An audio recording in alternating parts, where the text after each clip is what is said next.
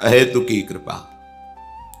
ऐसी अहेतुकी कृपा का दांव लग गया है कि यदि हम थोड़ा सावधानी कर ले तो जिस संसार समुद्र से निकलना बहुत ही कठिन है, क्योंकि इसमें बिना बेड़ियों के बेड़ियां पड़ी हुई हैं, बिना हथकड़ी के हथकड़ी पड़ी हुई है।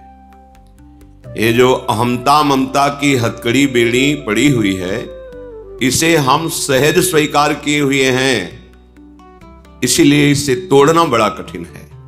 अविद्या अहंकार के कारण, कर्ता भोक्ता भाव दृढ़ होने के कारण हमारे को ये आनंद देगा, सुख देगा, इसमें हम बंध गए हैं। इस अविद्या का नाश करने में समर्थ है कृपा श्रीधाम वृंदावन की, लाडली लाल की, रसिक शिरोमणि प्रिया प्रीतम के अनुरागी जनों की। जासु कृपा सब भ्रम मिट जाई। जिनकी कृपा ऐसी प्रकाशमयी है कि उसमें भ्रम नहीं रहेगा कि मैं करता हूं, मैं भोगता हूं। जो मन 5 ज्ञानेंद्रियों के साथ विषय भोगों में सुख की खोज कर रहा है, ये भ्रम खत्म हो जाएगा। यदि हम कृपा का आश्रय ले लें तो बहुत शीघ्र हमारे हृदय में ज्ञान का प्रकाश हो जाए। कृपा का आश्रय इसलिए कह रहे हैं कि इसमें अहम जो अविद्या का राज्य स्थापित करता है वो नष्ट हो जाता है। जब हम किसी साधन पक्ष में अहम करके करते हैं तो वो शुभ कर्म हो जाता है, पर वो भगवत प्राप्ति कराने योग्य नहीं रहता। वो बंधन मुक्त करने की सामर्थ्य नहीं रखता, उसे शुभ कर्म कहते हैं। उत्तम लोगों की प्राप्ति हो सकती है, लेकिन आवागमन से मुक्त होकर के परम पद में, परम प्रेम में स्थित होना ये बड़ा कठिन है। हमारे ऊपर कृपा हुई है, अब इस कृपा का हम आदर करें। इसी जन्म में, कम समय में हम निश्चिंत हो सकते हैं, निर्भय हो सकते हैं। हमें कोई भय नहीं, कोई चिंता नहीं, बस आश्रय ले लें धाम का, नाम का, प्रियालाल के चरणों का, भगवत प्रेमी महात्माओं का। विश्वास कर लीजिए, यही आश्रय आपको निश्चिंत कर देगा, निर्भय कर देगा। यद्यपि अपने में भगवत प्राप्ति की योग्यता नहीं है, पर हमने जिनका आश्रय लिया है वो एक कृपा कोर से हमें भगवत प्राप्ति करा सकते हैं। सर्वतो भावेन, मन वचन कर्म से हम उनका आश्रय ले लें। श्रीपाद प्रबोधानंद जी महाराज करुणा करके कह रहे हैं, मुक्ति श्री भी शकलित पदो नारकम याति धावन, लब्ध्वा चिंतामणिमथ महावारिधो निक्षिपेत सह, कृत्वावश्यं शकल भगवच्छेखरम स्वाधमः स्यात्, यो दुर्बुद्धिस्त्यजति सहसा प्राप्य वृंदावनम तत्। आहा, यदि आपको धाम का आश्रय मिल गया है, वास मिल गया है, या गुरु कृपा से नाम मिल गया है, आपको नाम जपने की प्रेरणा मिल गई है, श्यामा श्याम नौ किशोर किशोरी के चरणों का आश्रय मिल गया है, तो अब दुर्बुद्धि मत धारण करो। दुर्बुद्धि त्यजति, दुर्बुद्धि का त्याग कर दो। क्या दुर्बुद्धि? एक यही आश्रय आपको बचा सकता है। धन का आश्रय, शरीर का आश्रय, बुद्धि का आश्रय, समाज पद प्रतिष्ठा, जन समुदाय का आश्रय, ये आपकी रक्षा नहीं कर सकता। यदि आपने नाम, धाम, श्यामा श्याम, उनके प्रेमी रसिक महापुरुष जन, इनके आश्रय की अवहेलना करके अन्य आश्रय स्वीकार किया, तो कह रहे हैं मुक्ति श्री भी सकलित पदो नारकम याति धावन। मानो मोक्ष पदवी तुम्हारे हाथ में आ गई थी, पर तुमने उसका त्याग करके नरक की तरफ दौड़ पड़े। धनाभिमान, जनाभिमान और भी कुलाभिमान, विद्याभिमान, रूपाभिमान, बहुत प्रकार से अभिमान का हम आश्रय ले लेते हैं। ये हमें अभिमान दुर्गति प्रदान करता है। संस्कृति के मूल चक्र का यह स्वरूप है। ब्रह्म, मूल प्रकृति, त्रिगुणात्मिका प्रकृति, महत्त्व और अहंकार बिल्कुल नजदीक है, ये बड़ी ऊंचाई पे है। ये अहम जब देह भाव में स्थित हो जाता है तब गुणाभिमान, विद्याभिमान, धनाभिमान, जनाभिमान ये प्रकट होता है। अगर ये कोई भी अभिमान एक है इनमें से, मुझे अध्यात्म मार्ग में सफलता प्राप्त नहीं होगी, ना होने देगा, ये अहंकार, ये मिटना बहुत आवश्यक है। ये तभी मिटता है जब हमें भगवत कृपा से साधु समागम प्राप्त होता है। तीन मुख हरिजस सुनत श्रवण मानो न त्रपित छिन्न।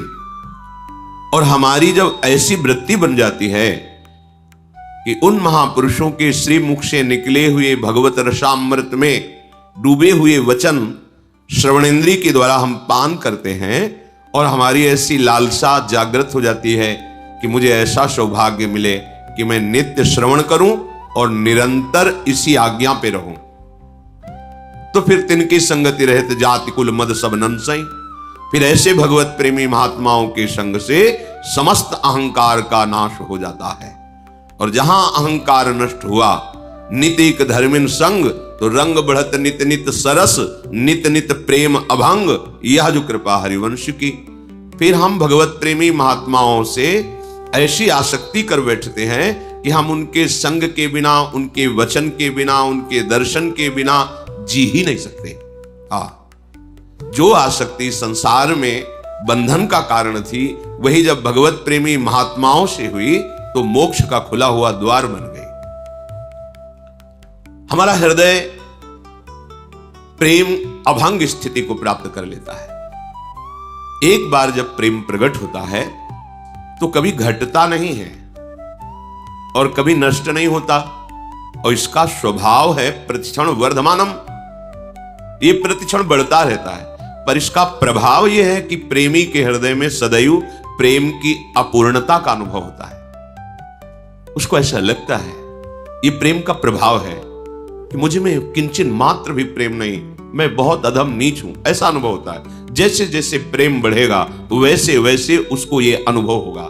क्यों? अगर अनुभव हो जाए कि मैं प्रेमी हूं तब तो अहम जागृत हो जाएगा, फिर बात बनेगी नहीं।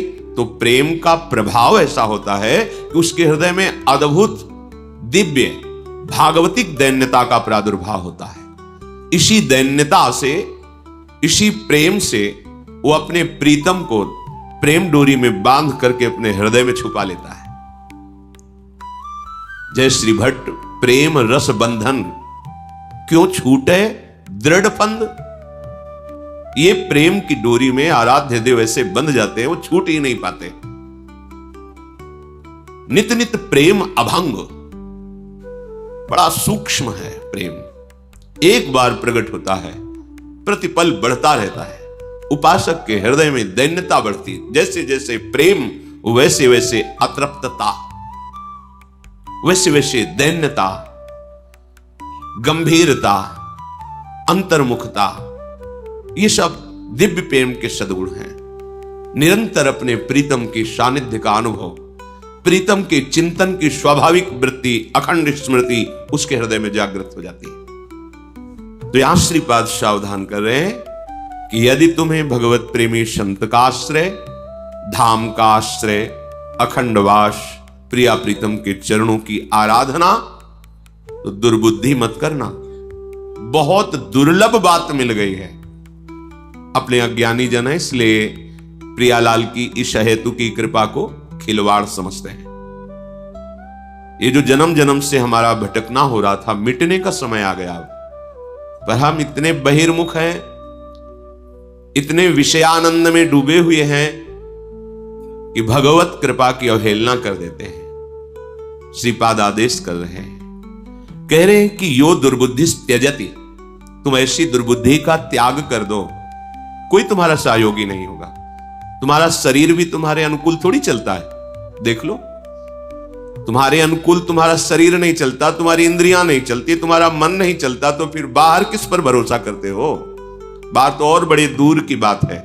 तुम्हारे मन के अनुकूल सब चले, ऐसा तो तुम्हारा मन ही नहीं अनुकूल चलता, इंद्रियां अनुकूल नहीं, शरीर अनुकूल नहीं, फिर बाहर की बात क्या है। इसलिए हाथ में आ गई है मुक्ति, मोक्ष पदवी हाथ में आ गई। यदि धाम का आश्रय है, वास है, प्रियालाल का चिंतन है, प्रियालाल के चरणों की शरणागति है, भगवत प्रेमी महात्माओं के वचनामृत का पान कर रहे हैं, तो मुक्ति तुम्हारे हाथ में रखी है। मुक्ति श्री भी सकलित पदो। अब गलती मत करो, नारकम याति धावन, तुम नरक में क्यों जाना चाहते हो? बोले क्या नरक का मतलब? यदि हम भगवान का आश्रय नहीं लेते, नाम जप नहीं करते, भगवत धाम की यात्रा नहीं करते, भगवत प्रेमी महात्माओं का समागम नहीं करते, तो मुझे नरक मिलेगा? अरे भाई, हम अपना ठीक से कमाते हैं, खाते हैं, परिवार का पोषण करते हैं, कोई पाप करते हैं क्या जिससे लोग कह सकते हैं कि जरूरी है ये सब होना? भाई हम ठीक से चलते हैं, अपने परिवार का पोषण करते हैं, कमाते खाते हैं, कोई पाप है? देखो, तुम्हें अखिल ब्रह्मांडों की सरकार ने भेजा है, जाओ मनुष्य योनि में और अविद्या का, अज्ञान का नाश करके अपने स्वरूप में स्थित हो, अर्थात मुझे प्राप्त करो। आपने कहा कि हम विरक्त भाव से नहीं रह पाएंगे, हमें स्त्री चाहिए, पुत्र चाहिए, परिवार चाहिए, पद प्रतिष्ठा सम्मान, और आपका भजन भी करेंगे। तथास्तु, ऐसा ही हो, आपको प्राप्त हुआ। लेकिन ये जो आपको प्राप्त हुआ है, ये मूल उद्देश्य की प्राप्ति में सहायक होना चाहिए। आपको जो यहां भेजा गया उसका मूल उद्देश्य है भगवत प्राप्ति। मनुष्य शरीर का मूल उद्देश्य है भगवत प्राप्ति। साधन धाम मोक्ष कर द्वारा, पाई न जे परलोक समारा। आपको सारी सुविधाएं दी गई है भगवत प्राप्ति के लिए। अब आप स्त्री को, पुत्र को, परिवार को, धन को, वैभव को, मान प्रतिष्ठा को अपनी मान लिया, और ये सरकारी व्यवस्था दी गई थी आपको। भगवत प्राप्ति में सहायक है ये बाधा नहीं है, बस भाव बदल लेना है। ये जो आप भोक्ता भाव लेकर के विचरण करते हैं, इसके स्वामी बन बैठे हैं, गलत भाव है, अपराध है। ये सरकारी वस्तु को जबरदस्ती अपने कब्जे में लेकर के उसे अपनी मानना, ये अवहेलना है, अपराध है। जिस दिन जांच होगी उस दिन आपको दंड मिलेगा। चाहे जितना आप निर्माण कर दिए सब ढा दिया जाएगा, चाहे जितना, बस विश्वास कीजिए। श्रुत बनितादि जान स्वार्थ रत ना करुणे सभी ते। ये सरकारी आदमी है, ये आए हैं आपके भक्ति में सहयोग करने के लिए। आप इन अपने कर्तव्य का पालन करते हुए इन्हें भगवत स्वरूप मानकर इनकी सेवा कीजिए और वो प्रभु को समर्पित कर दीजिए, ये भगवत प्राप्ति में सहायक हो जाएगी। लेकिन आप तो स्वामी बन बैठे, भोक्ता बन बैठे। भोक्ता भाव में काम क्रोध आदि का राज्य रहता है, और नरक के यही द्वार हैं। त्रिविधम नरकस्येदम द्वारम नाशन मात्मनः कामः क्रोधा तथा लोभा तस्मादेत्रयम् त्यजेत। तो जो श्रीपाद कह रहे हैं कि भगवद आश्रय छोड़कर आप जो ऐसा भाव करता भोक्ता भाव में जा रहे हैं, मानो मुक्ति को छोड़ करके नरक जा रहे हैं। तो आप गए ना नरक, कामः क्रोधा तथा लोभा, इसी में तो है। कामनाओं से युक्त होकर के कभी लोभ में विचरण करते हैं, कभी क्रोध में। कामना की पूर्ति हुई तो लोभ में, लोभ से और लाभ की इच्छा और भोगने की इच्छा। कामना में बाधा पड़ी तो क्रोध, क्रोध आया तो हिंसात्मक वृत्ति, स्मृति का ही नाश हो गया। मैं किस लिए आया था, क्या कर रहा हूं, और बंधन कारक कर्म कर बैठे। तो सावधान, इस दुर्बुद्धि का त्याग कीजिए। लब्ध्वा चिंतामणिमथ महावारिधो निक्षिपेत सह। श्रीपाद कह रहे हैं तुम्हारे हाथ में चिंतामणि आ गई है। श्रीमद राधा रसुधा निधि में महाप्रभु हरिवंश चंद्र जी कह रहे हैं, चिंतामणि प्रणमताम ब्रज नागरीणाम चूड़ामणि कुलमणि वृषभानु नामना। यहां कौन सी चिंतामणि की बात कर रहे हैं? स्वामिनी जू, श्री प्रिया जू। ये लालजू के भी हृदय में परम शीतलता प्रदान करने वाली है, जो अखिल लोकों की कामनाओं को पूर्ण करने वाले, परमानंद का दान करने वाले भगवान श्री कृष्ण हैं। उनको भी ये प्रेम का अद्भुत सुख प्रदान करने में समर्थ हैं लाडली जू। तभी तो मांगत लाल लाडिलो नागर, प्रगट भई दिन दिन की जो दान देरी नवल किशोर। चिंतामणि हमारी स्वामिनी जो है, तो स्वामिनी जू से कम नहीं है स्वामिनी जू का नाम।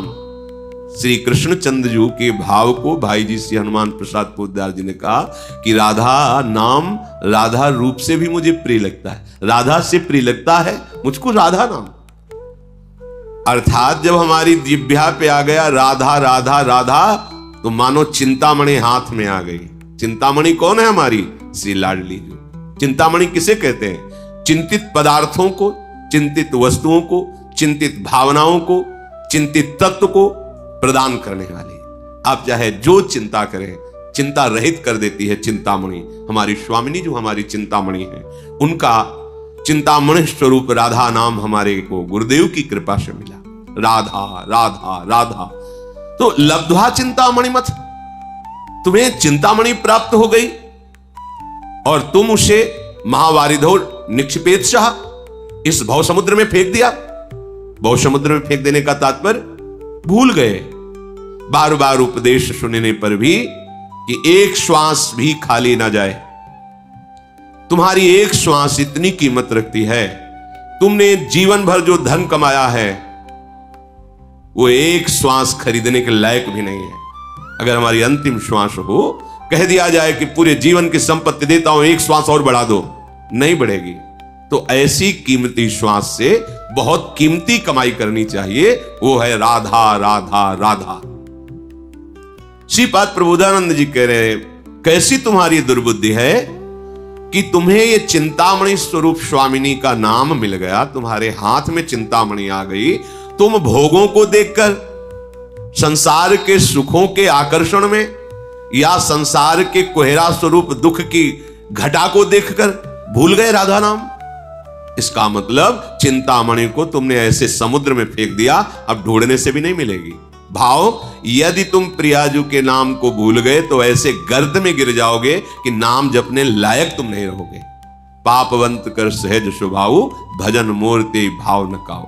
आप भजन नहीं कर पाएंगे। भजन कोई खिलवाड़ नहीं है, सबसे कठिन काम है भजन करना, सबसे कठिन काम। मन को समाहित करके एकाग्र चित्त से नाम में डूबना, इससे बड़ा विश्व में ब्रह्मांड में कोई कठिन कार्य नहीं, सबसे कठिन कार्य है। और ये आप अकेले नहीं कर सकते। भजन न होए संग बिनु, ये सिद्ध रसिक महापुरुषों की वाणी है। भजन न होए संग बिनु, और भजन बिना नहीं प्रेम। बिना भगवत प्रेमी महात्माओं के संग के, बिना भजनानंदी संतों के समागम के, आप में भजन की वृद्धि, भजन की रुचि हो ही नहीं सकती, नहीं हो सकती। भजन न होई संग बिनु, भजन बिना नहीं प्रेम।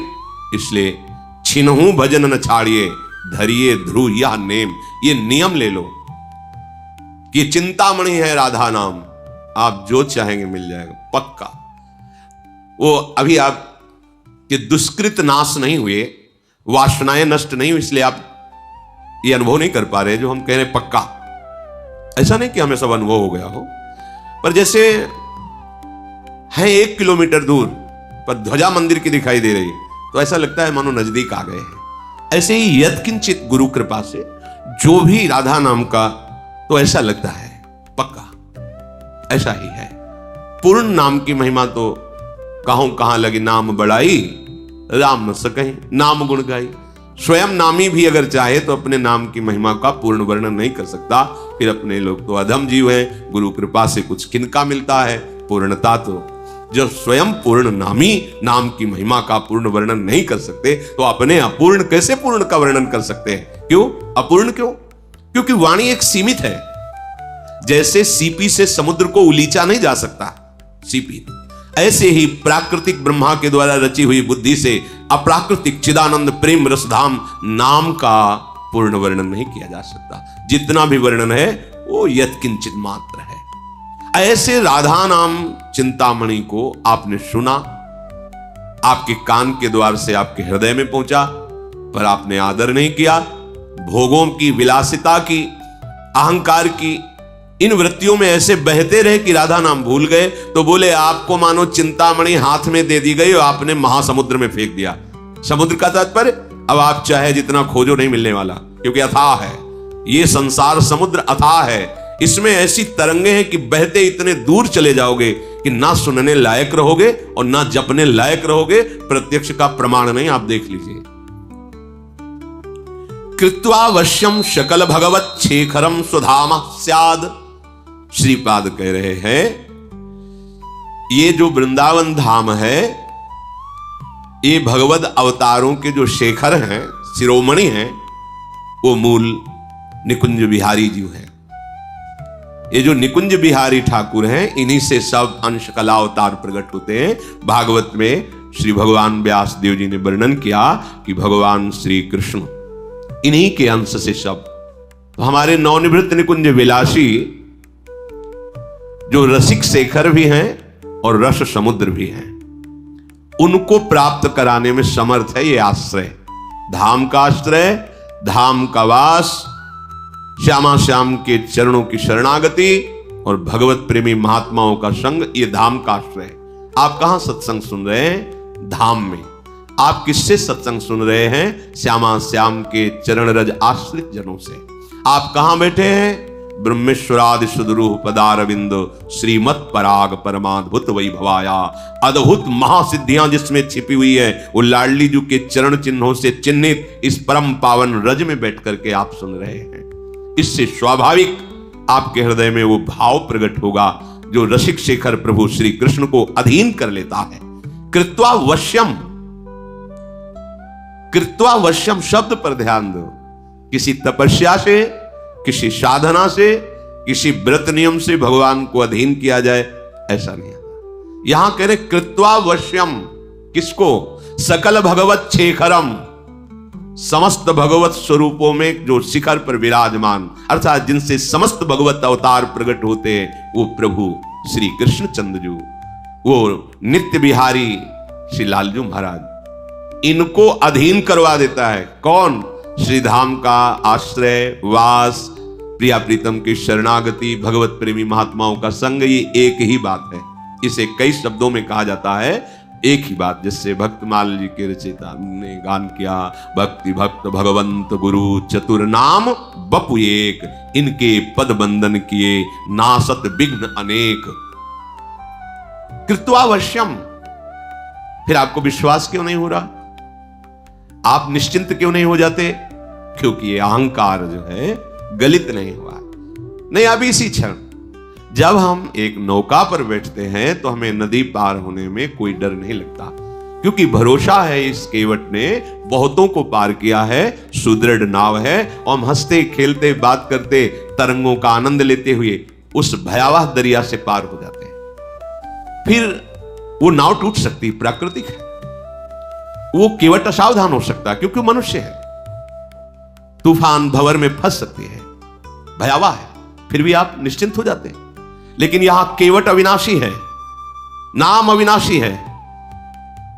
आज तक जो इस नाव में बैठा कभी डूबा ही नहीं, भव समुद्र में सब पार हो गए, फिर आपको विश्वास नहीं होता। श्री हरिवंश प्रताप नाम नौका निज खेवक, स्वयं प्रभु खेने वाले हैं और उनकी नाम रूपी नौका का आश्रय लेकर हम बैठ गए हैं। अब हमको क्या चिंता? पर हम नहीं बैठे हैं। बात यह है, हम बातें केवल करते हैं, हम अहंकार की नौका में बैठे हो। ये नौका जरूर डुबो देती है, कोई भी हो, चाहे तपस्या का अहंकार ही क्यों न हो, जितेंद्रियता का अहंकार, जानकारी का अहंकार, किसी भी तरह का अहंकार है, तो हम अहंकार की नौका में बैठे हो, ये नौका जरूर डुबोती है। यदि आप भगवद आश्रित हैं तो कह रहे तुम्हें सहसा ये प्राप्त हो गया है, तुमने कोई प्रयास नहीं किया है। मनुष्य शरीर किसी प्रयास से नहीं मिला, केवल भगवत कृपा से मिला। सेवक जी महाराज कहते 84 लाख के चक्र को बीच में रोक दिया। संस्कृति मांझ बरियाई के पायो, मानुष दे वृथा कत डारत। संस्कृति चक्र को बरियाई माने जबरदस्ती रोक के आपको बीच से निकाल करके मनुष्य देह दे दिया कि अपना कल्याण कर ले। पर हमें ये बात समझ में नहीं आती कि हमारा शरीर दुखों से मुक्त होने के लिए मिला है और हम सुख प्राप्ति हेतु तो वही आचरण करते हैं जिससे और दुख मिल जाए और दुख में बंध जाए। प्रभु से विमुख होकर कोई भी आप आचरण करें वो आपको बांध देगा, दुखों में बांध देगा, चाहे भले शुभ आचरण क्यों न हो, क्योंकि शुभ आचरण से आपको उत्तम लोक मिलेंगे। उन लोगों की आपके पुण्य बल से भोगों की वृत्तियां जो जो रही वो भोग आएंगे, और जब उन भोगों को भोग कर आसक्त होगे, आपका पुण्य क्षीण होगा, तो जबरदस्ती धक्का मार के हटा दिए जाओगे। उस समय जो दुख होता है तो परिणाम क्या मिला शुभ का? दुख ही तो मिला, फिर मृत्यु लोक में आ गए, बात बनी नहीं। सूक्ष्म विचार उपासक विवेक के द्वारा देखे। भगवत विमुख कोई बड़े से बड़ा शुभ कर्म भी आपको सुख नहीं दे सकता। देवराज इंद्र की पदवी में विराजमान जो हुए महाराज नहुष, अपने पुण्य प्रताप से उन्हीं ने ऐसी गलती कर दी, भोग विलासिता की वृत्ति, जो उनको अजगर योनि में, पीछे आपने महाभारत चरित्र में सुना था, पांडवों के चरित्र में। इसलिए एक ही केवल बात है, भगवद आश्रित, भगवत धाम आश्रित, भगवत नाम आश्रित, भगवत चरण आश्रित जो प्रेमी जन है, इनके समागम से हमारी बुद्धि प्रभु के चरणों में लग जाए। अन्यथा यो दुर्बुद्धिस, ये दुर्बुद्धि नारकम याति धावन, तुम्हें नरक की तरफ घसीटती हुई ले जा रही है। ध्यान दीजिए, अब आपकी दुर्गति का समय नष्ट हो गया है। अब आपके आवागमन चक्र का अंतिम जन्म है, क्योंकि भगवान ने संत समागम दिया, धाम आश्रय दिया, नाम जपने की प्रेरणा दी। अब चूकना मत। यदि आप दुर्बुद्धि करोगे तो पता नहीं किस युग में, किस कल्प में यह अवसर मिलेगा जो अभी अपने को मिल रहा है। सावधान होकर प्रिया प्रीतम के नाम को निरंतर जपे, और जितना बन सके परम पावन धाम में अपना समय व्यतीत करे, चिंतन में या शरीर सहित चिंतन में, दोनों बातें हैं। आश्रय लेकर बाहर रहते हुए चिंतन में, या धाम वास करते हुए चिंतन में। धाम वास कर रहे चिंतन प्रपंच और संसार का अभी ठीक बात बनी नहीं। हमारा तन और मन दोनों से धाम वास होना चाहिए। तन से नहीं हो रहा कोई चिंता की बात नहीं, पर मन से तो आप कर ही सकते हैं, और मन जहां होता है वहीं उपस्थिति मानी जाती है।